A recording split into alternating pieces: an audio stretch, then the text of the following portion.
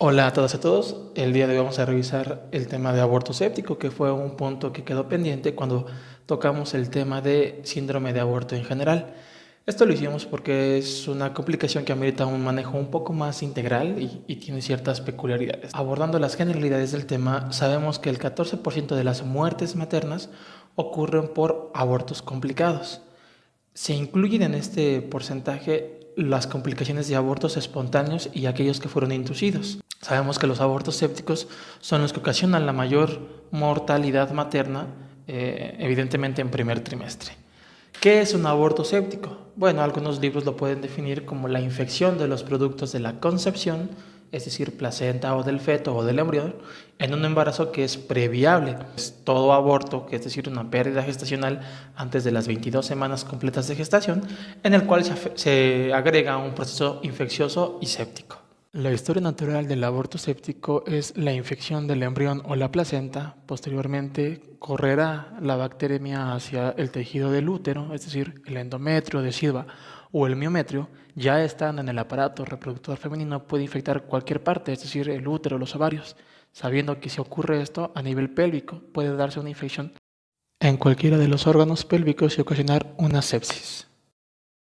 Según cifras globales, la mayoría de los casos de aborto séptico son secundarios a un aborto inseguro, es decir, aquel que se realiza fuera de instalaciones que tengan el ambiente, el instrumental y el personal capacitado para realizar una interrupción del embarazo, generalmente en países donde es ilegal. Sin embargo, importante aclarar que hay una variación dependiendo de los países si son desarrollados o en vías de desarrollo.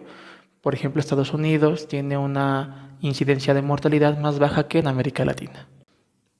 Aquí vemos más o menos cuál es la tasa de complicaciones y de mortalidad por cada evento de aborto.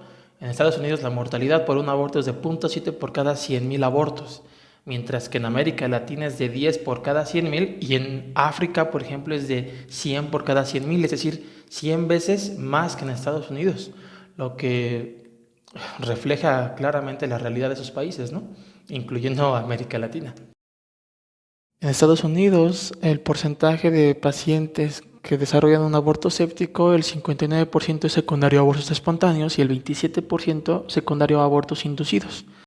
Por lo que el objetivo de sus revisiones es dejar claro a los médicos especialistas que cualquier paciente puede hacer un aborto séptico, sea o no ilegal. La edad gestacional será la que determinará la mortalidad de la paciente. ¿Por qué? A mayor edad gestacional será mayor el riesgo de infección y mortalidad en relación a que habrá mayor crecimiento placentario y por ende más tejido que se puede infectar. ¿Y por qué es importante que haya mayor cantidad de tejido placentario? Es porque está completamente demostrado que la bacteremia ocurre de hecho en el espacio intervelloso. A mayor cantidad de placenta, mayor cantidad de espacio intervelloso, lo que facilita entonces el paso de estas bacterias hacia la circulación materna y de hecho protege al feto de las mismas. E incluso se llega a comentar que es frecuente ver una alteración sistémica materna y poca alteración de la frecuencia cardíaca del feto. Una vez infectado el trofoblasto, comienza la liberación de toxinas por parte de algunas bacterias que tienen esa capacidad o simplemente la respuesta inmunológica a esta infección que terminará en última instancia en el desarrollo de una sepsis, sabiendo que esta va a ocasionar daño multiorgánico como vimos en la clase anterior. Sabemos que las bacterias provenientes de la flora vaginal serán en su mayoría las que se localicen mediante cultivos. Las bacterias anaerobias no son raras y son más frecuentemente encontradas en pacientes que tengan antecedente de instrumentación en entornos no sanitarios. Las bacterias productoras de toxinas son el Clostridium perfringens, también el Sordelli se puede encontrar, el Streptococcus del grupo A y algunas cepas específicas de E. coli. Es que siempre debemos tener cuidado porque algunas pacientes que tengan infección por Clostridium perfringens realizan algo que se denomina como choque séptico tóxico, de tal forma que es bien importante saber que la mayoría de estas pacientes no tendrán fiebre y 1 o 2 días antes del deterioro clínico tendrán dolor, náusea y vómito. Después de esos 2 o 3 días son pacientes que tienen al choque, que no tienen una respuesta adecuada a la fluidoterapia, que requerirán entonces manejo con vasopresores, pero importante saberlo, que la infección en un entorno de aborto séptico por Clostridium perfringens se asocia con una mortalidad que rebasa el 60% de los casos. También se menciona la presencia de Staphylococcus aureus como aquel que es resistente a fármacos, lo que denota la importancia de contar con cultivos cuando sea prudente para poder dirigir la terapia con antibióticos. ¿Cómo voy a hacer yo la evaluación clínica de una paciente que cuando menos me llega a mí como médico con sospecha de que tenga un aborto séptico? Siempre es importante hacer un buen interrogatorio para poder establecer el riesgo que esa paciente tiene, como ya vimos, ¿no? El antecedente de un aborto inseguro es uno de esos. Sin embargo, cualquier instrumentación, sea intra o extra hospitalaria, es de importancia relevante. Y como ya lo dijimos, mi paciente pudo haber tenido incluso un aborto espontáneo que fue vigilado médicamente y presentar incluso retención de restos que también podría favorecer la bacteremia a nivel de este trofoblasto necrótico que está dentro del útero. La simple presencia de un dispositivo intrauterino en una paciente con aborto la hace de mayor riesgo identificar cuáles son los síntomas que la paciente que venga con un aborto séptico puede referir. Los dos más frecuentes son fiebre y sangrado. Estas pacientes van a presentar un dolor pélvico o abdominal, el cual característicamente es leve, es decir, no todas las pacientes van a presentar datos de irritación peritoneal o clínica de lo que se conocía como pelviperitonitis. El sangrado, como ya dijimos, va a ser de grado variable y generalmente es característico que este sangrado sea fétido o que haya un flujo fétido o maloliente a través de la vagina y del cervix.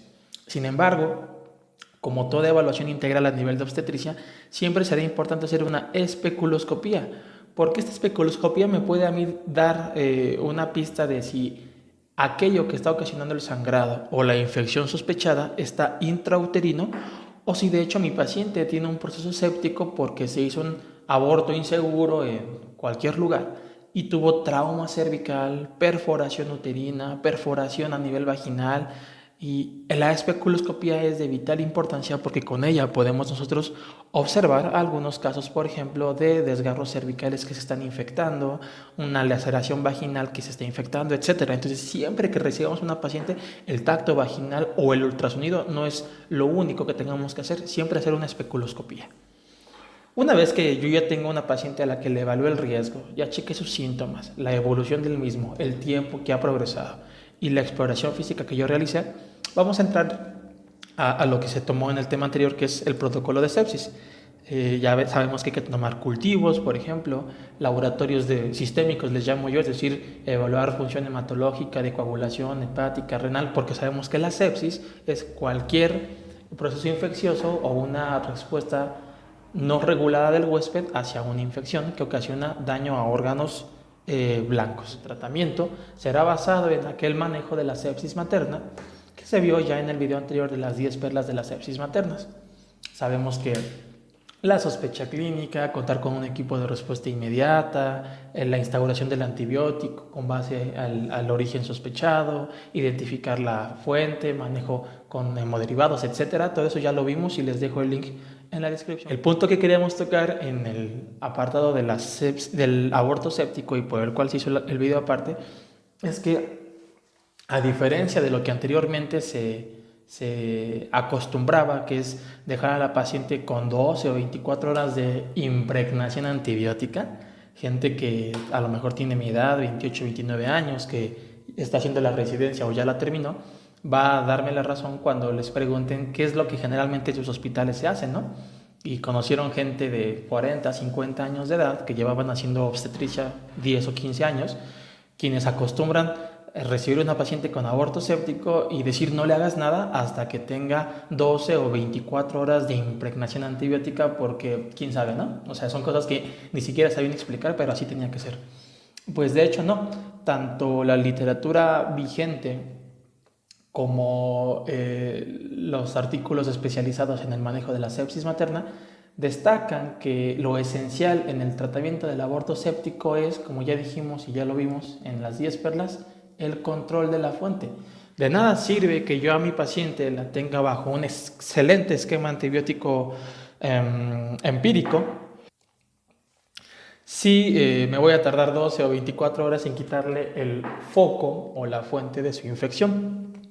De tal forma que Siguiendo las recomendaciones de la Sociedad de Medicina Materno-Fetal en cuanto al manejo de la sepsis materna y de las 10 perlas, sabemos que en esa primera hora yo debo de estabilizar, protocolizar, estudiar, dar antibiótico, dar vasopresores si lo requiere, fluidoterapia a mi paciente. Y posterior a esa hora, yo debo de ir por la fuente, debo de hacer un control de fuente y en el caso del aborto séptico siempre será un legrado aspirativo. Ya comentamos que se prefiere contra la legra cortante porque tiene menor tasa de perforación, de hemorragia y de lesión y que la legra per se no aporta ningún beneficio adicional, por lo que la aspiración siempre será mejor. Incluso algunos artículos hablan que dependiendo de la experiencia del médico, la aspiración es más efectiva en retirar todos los tejidos necróticos por el simple hecho de que es a presión negativa. Sin embargo, algo que sí me agrada de la Clinical Expert Series, de este tema en particular, es que se ha demostrado que si yo tengo una paciente que 6 horas después de haber hecho el manejo descrito, incluyendo antibióticos y control de la fuente, que es un legrado aspirativo, si en 6 horas no tiene una mejoría clínica, es decir, mejora del parámetro de la presión, disminución de la cardíaca, mejora de la respiración, mejoría incluso de paraclínicos, incluyendo el ácido láctico, siempre hay que pensar que esta paciente que ya llegó con 1 o 2 semanas de evolución de sangrado y fiebre, pueda presentar de hecho algo conocido como gangrena gaseosa o mionecrosis, que es muy característico de aquellas anaerobias o bacterias tipo Clostridium o el Streptococcus beta hemolítico del grupo A, que al final del día llevarán a que la paciente sea sometida a un procedimiento de laparotomía en caso de que tenga un absceso pélvico que se pueda drenar y con esto mejorar el control de la fuente, o incluso la histerectomía. Los especialistas tienen que ser conscientes de que mientras más tiempo pase sin una mejoría clínica, será mayor el riesgo de falla multiorgánica y por ende mayor tasa de mortalidad, sabiendo que el choque séptico tiene una cercanía al 50-60% de mortalidad una vez establecido, por lo que ante una mala respuesta clínica es preferible llevar a cabo un manejo quirúrgico radical. En esta tabla podemos observar los diferentes esquemas antibióticos empíricos que se pueden utilizar. El número 2, ampicilina, gentamicina y metronidazol, es el que a mi juicio y según la literatura tiene mejor cobertura y por ende mayor mejoría clínica en cuanto al tratamiento de pacientes con aborto séptico. Sin embargo, para hablar específicamente de cuál es el esquema antibiótico empírico más adecuado y de que hay evidencia que de hecho lo soporta, esta es una gráfica que evalúa la eficacia del tratamiento antibiótico empírico en pacientes con aborto séptico en Norteamérica. Es una excelente revisión que evaluó de acuerdo al antibiograma, es decir, a retrospectiva, de cada paciente que tuvo un aborto séptico y se demostró que la combinación del esquema ampicilina, gentamicina y metronidazol tiene incluso un 100% de cobertura a las bacterias o a la fuente polimicrobiana de una paciente con aborto séptico. Vemos que no tan debajo, es decir, un 93% de cobertura está el esquema único con piperacilina tazobactam y que ya después de eso hay cuando menos un 15 o hasta 20% de cobertura no dada, es decir, levo con metro, clinda, genta, que es una de las más comunes, clinda, genta, vemos que se le está quitando hasta un 20% de cobertura a las pacientes, incluyendo el ácido, el amoxicilina con clavulanto. Por lo que la evidencia actual sugiere que el esquema AMPI-GENTA-METRO sea el de elección en todas las pacientes con aborto séptico. Otro punto que toca el Clínic de Barcelona es que siempre hay que evaluar un retiro escalonado si hay mejoría clínica.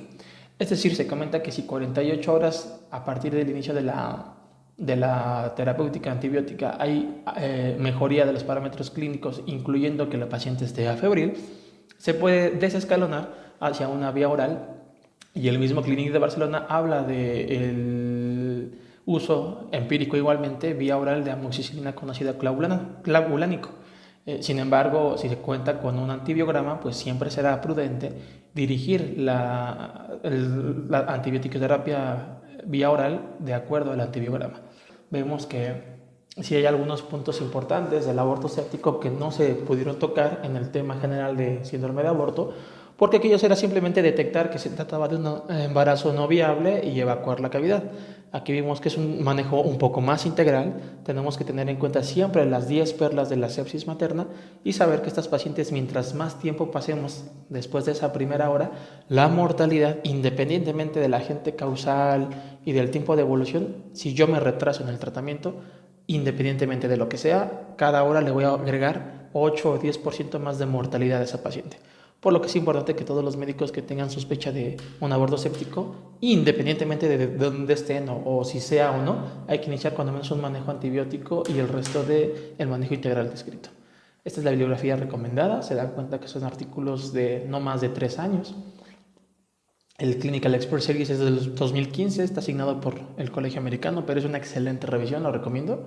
Dudas, comentarios o sugerencias la dejen en la cajita y nos vemos para un próximo video.